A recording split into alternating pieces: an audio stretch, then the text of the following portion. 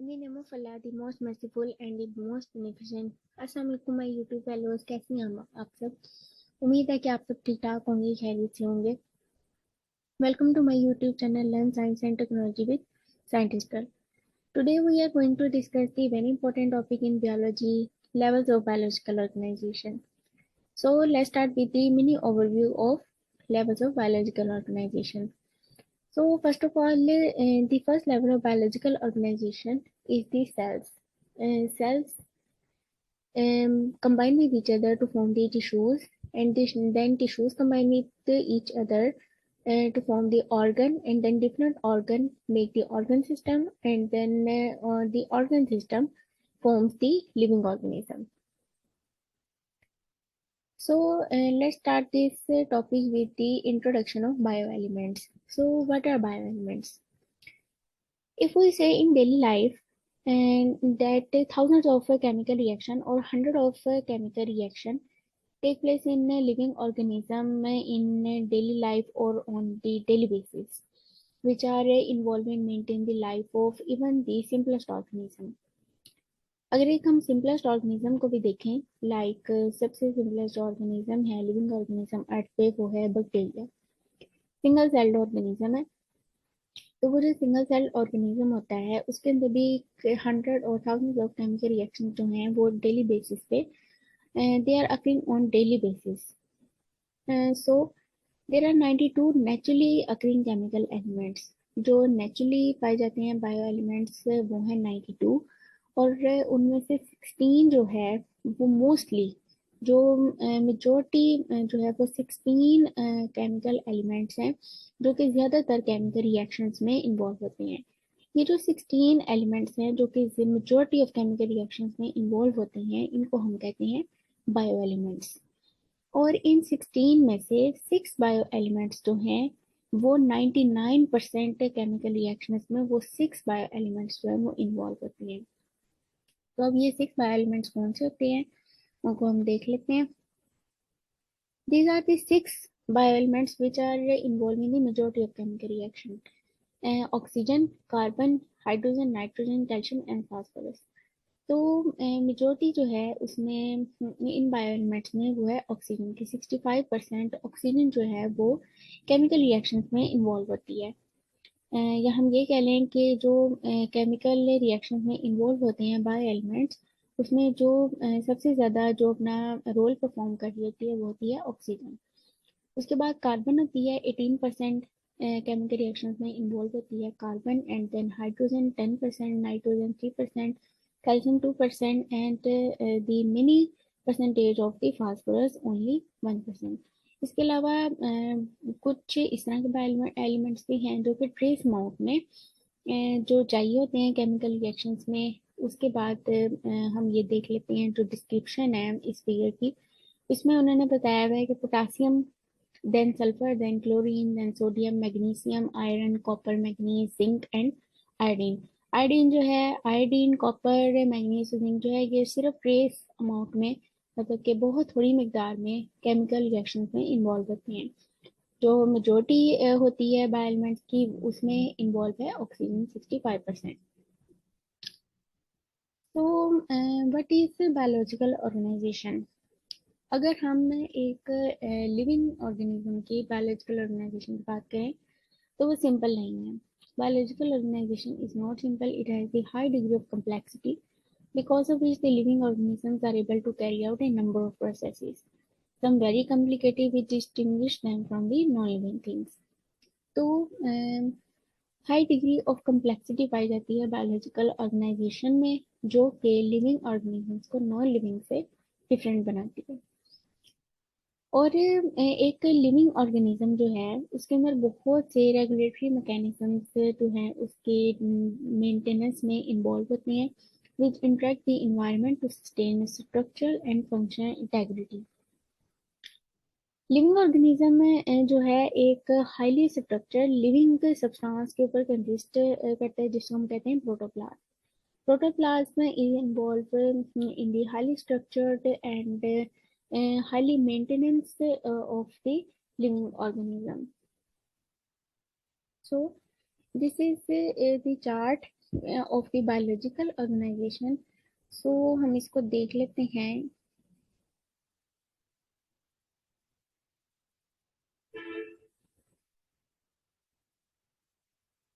Sorry, यहाँ पे screen जो है वो गायब हो गई, इसको हम दोबारा से ले आते हैं। स्क्रीन शेयर कर लेते हैं हम दोबारा से।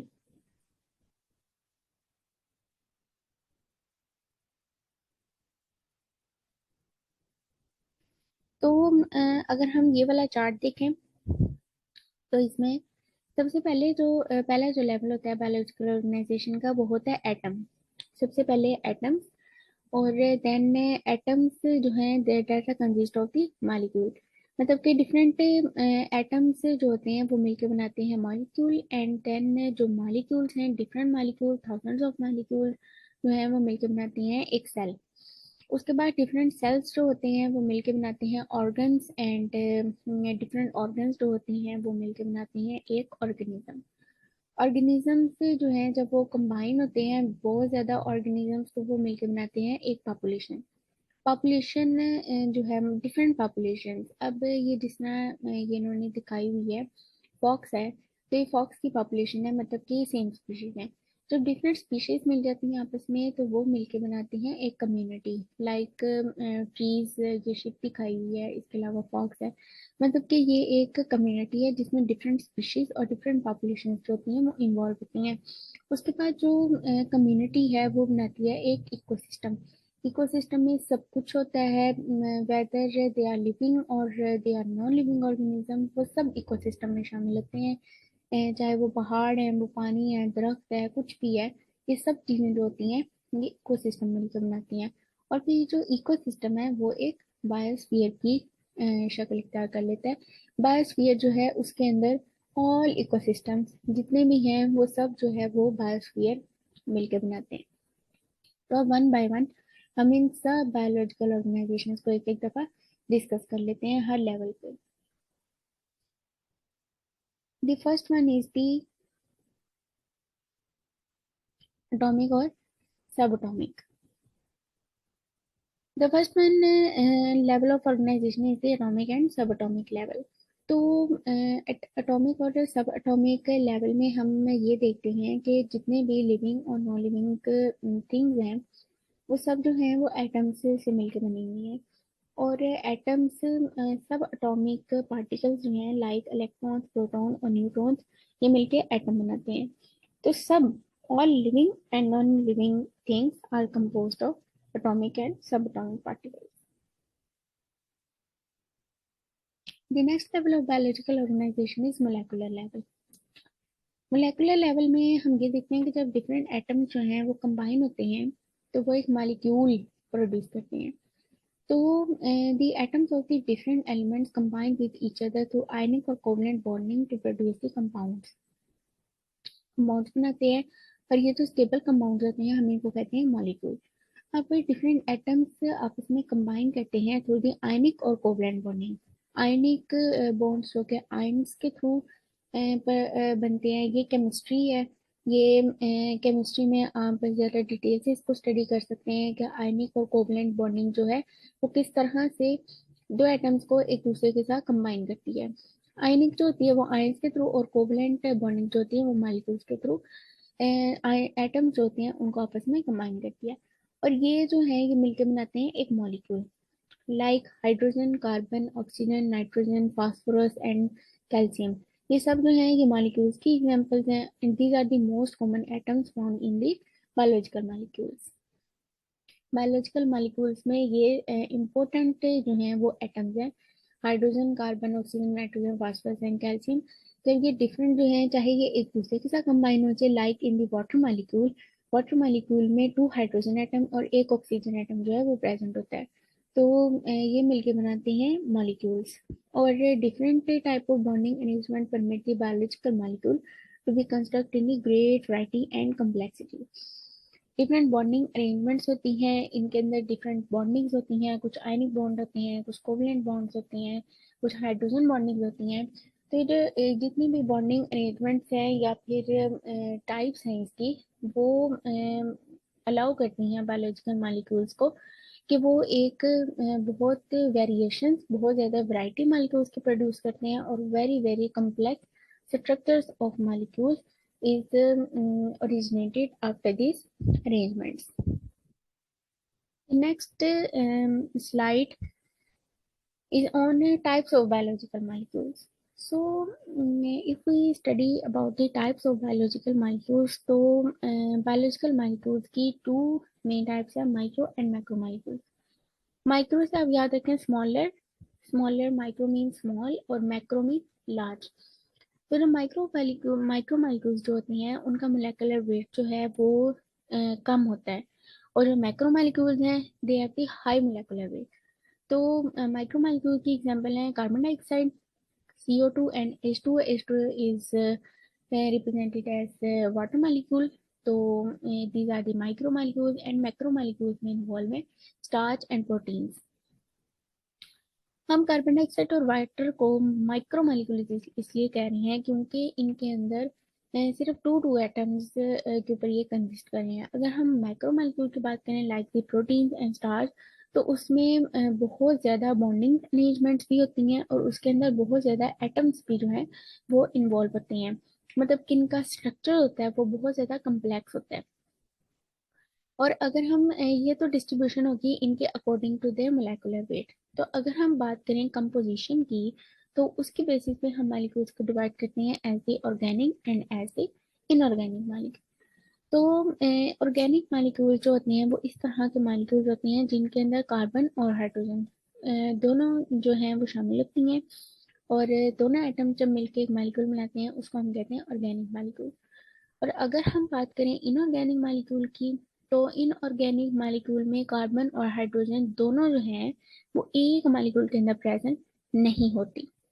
कार्बन और हाइड्रोजन जो है वो सेम मालिक्यूल मिलकर नहीं बनाएंगे इनऑर्गेनिक की फॉर्म में. और अगर हम ऑर्गेनिक की बात करें तो उसमें कार्बन और हाइड्रोजन दोनों प्रेजेंट होते हैं. तो एक लिविंग ऑर्गेनिज्म जो है वो बहुत ज़्यादा माइक्रो और मैक्रो मॉलिक्यूल से, इफ वी से hundreds and thousands of different types of the molecules make the living organism, then it will not be false. So thousands and hundreds of micro and macro molecules combine with each other to form a living organism. The some most important and abundant organic molecules. Organic की अगर हम बात करें, abundant जो कि बहुत ज़्यादा living organism में abundantly पाए जाते हैं, उनमें एग्जाम्पल्स हैं glucose, amino acids, fatty acids, glycerol, nucleotides. Nucleotides की एग्जाम्पल हैं ATP, ADP and AMP, adenosine triphosphate, adenosine diphosphate and adenosine monophosphate etcetera. ये ऑर्गेनिक मॉलिक्यूल्स जो कि अबंडेंटली लिविंग ऑर्गेनिजम्स में प्रेजेंट होते हैं, ये उनकी एग्जांपल्स हैं. Let's move toward the third level of biological organisation. The third level of biological organization include the organelles and cell level. अब हम बात करते हैं कि ऑर्गेनेल्स जो हैं ये किस तरह से बनते हैं. तो पहले हमने देखा कि सेकंड जो था मोलेकुलर लेवल, जब डिफरेंट मॉलिक्यूल्स जो हैं वो आपस में माइक्रो और मैक्रो मॉलिक्यूल्स जब वो अरेंज होते हैं आपस में इन ए पर्टिकुलर वे, तो वो बनाते हैं सेल्स और ऑर्गेनेल्स. तो in case of simple organism like bacteria and most protists, the entire organism consists of the single cell. ये बात हम पहले भी बहुत दफा कर चुके हैं कि बैक्टीरिया जो है सिंपलेस्ट ऑर्गेनिज्म है, it is consist of only one cell. तो सबसे जो सिंपल ऑर्गेनिज्म है बैक्टीरिया, ये पूरे का पूरा जो है वो सिर्फ एक सेल पर मुश्तमिल होता है. बट अगर हम बात करें हाईली कम्प्लेक्स लिविंग ऑर्गेनिजम्स की like fungi, plants and animals, तो ये जो सब ऑर्गेनिज्म होते हैं they are consist of trillions of cells. अब ऑर्गेनल्स क्या होते हैं? अब हर सेल के अंदर बहुत से जो हैं वो ऑर्गेनल्स प्रेजेंट होते हैं. अगर आप ये फिगर देखें, ये एक सेल की फिगर है, इसके अंदर ये डिफरेंट ऑर्गेनल्स जो हैं इन्होंने दिखाए हुए हैं. इसमें माइटोकॉन्ड्रिया भी दिखाया हुआ है, इसके अंदर गोल्जी एपरेटस और माइटोकॉन्ड्रिया है, गोल्जी एपरेटस है, और भी दूसरे क्लोरोप्लास्ट और इस टाइप के इन्होंने ऑर्गेनेल्स जो हैं वो शो किए हुए हैं इसके अंदर। ये कुछ जो है मेम्ब्रेनियस ऑर्गेनेल्स जो हैं, ये जो माइटोकॉन्ड्रिया, अगर हम इसको स्मॉल करके देखें तो ये जो है ये गोल्जी एपरेटस है। ये वेजिकल्स की फॉर्म में है। गोल्जी एपरेटस जो है वो वेजिकल्स की फॉर्म में होता है। आगे जाके हम इन ऑर्गेनेल्स को डिटेल में स्टडी करेंगे, हर ऑर्गेनेल को। तो ये जो है फिलहाल मैं आपको ये बता दें कि इन्होंने गोल्जी एपरेटस दिखाया हुआ है वेजिकल्स की फॉर्म में। ये जो है ये माइटोकॉन्ड्रिया है। Mitochondria is the power house of the cell. और ये जो है ये एक इन्होंने सेल दिखाया हुआ है। सेल के अंदर उसके डिफरेंट मॉलिक्यूल्स दिखाए हुए हैं। ये राइबोसोम है। और rough endoplasmic reticulum, smooth endoplasmic reticulum. Rough endoplasmic reticulum के साथ राइबोसोम्स अटैच होती हैं। जो रेड रेड छोटे छोटे डॉट्स इन्होंने दिखाए हुए हैं, इन्होंने रफ एंडोप्लाज्मिक रेटिकुलम जो है वो शो किया हुआ है। तो हम वापस आते हैं अपने टॉपिक पे। सब cellular structure like the mitochondria, Golgi complex, endoplasmic reticulum, ribosomes जो होते हैं, इनके स्ट्रक्चर और फंक्शंस को स्टडी करना, मतलब कि दीज आर कॉल्ड ऑर्गेनल्स। और it has become clear that the function of the cell are accomplished by the specialised structure comparable to the organs of the body. अब एक जो सेल है, एक सेल के अंदर ऑर्गेनेल्स प्रेजेंट होते हैं और एक सेल के फंक्शन को ऑर्गेनेल्स कंट्रोल करने कर रहे होते हैं।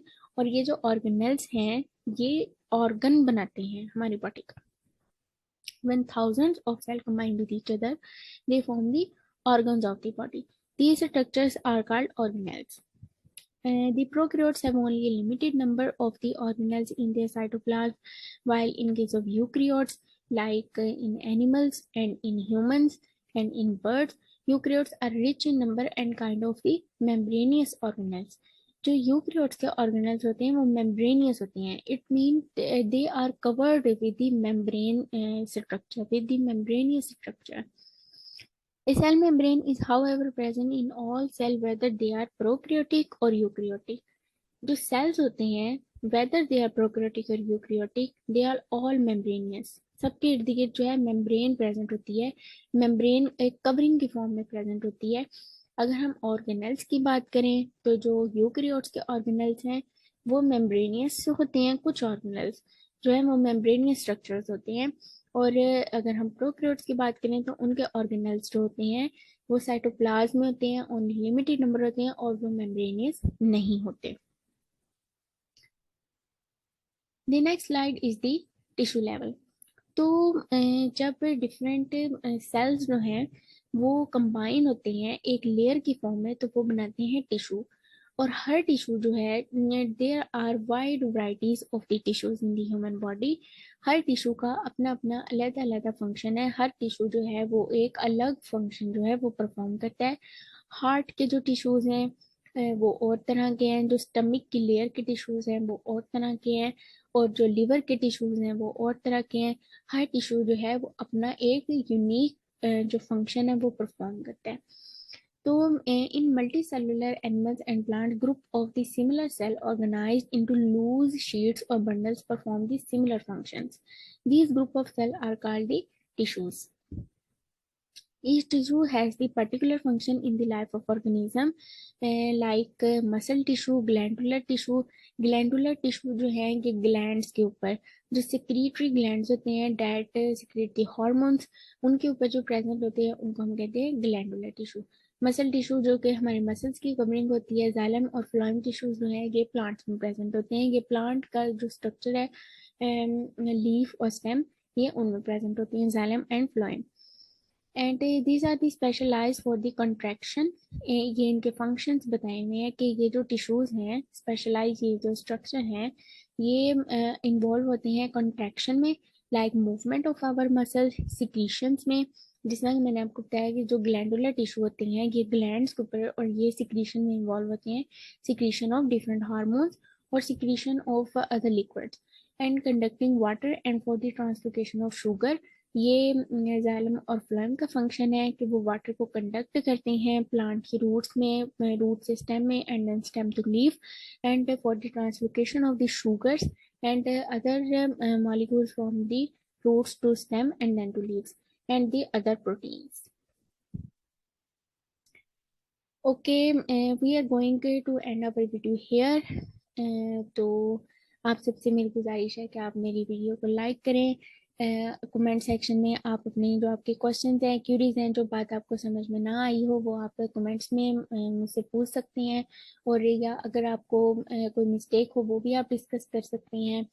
लर्निंग का मतलब ये होता है कि कुछ आप लोग मुझसे सीखेंगे, कुछ मैं आप लोगों से सीखूंगी। तो अगर आप लोगों को कोई मिस्टेक लगती है तो वो भी आप लोग जो है वो कमेंट सेक्शन में आप मुझे बता सकते हैं, और अगर आपने कुछ पूछना हो तो वो भी आप कमेंट सेक्शन में मेरे से पूछ सकते हैं। इसके अलावा मैं आपसे कहूँगी कि आप मेरे चैनल को ज़रूर सब्सक्राइब करें, ताकि मेरी जो आने वाली वीडियोस हैं वो आप लोगों को मिलती रहें, और शेयर करें ताकि दूसरों के नॉलेज में भी कुछ ना कुछ इजाफा हो मेरी वीडियोस की वजह से। अगर मेरी वीडियोस की वजह से किसी के नॉलेज में थोड़ा सा भी इजाफा होता है, then it will be honour for me. So thank you so much for listening me. Take care and अल्लाह हाफिज़।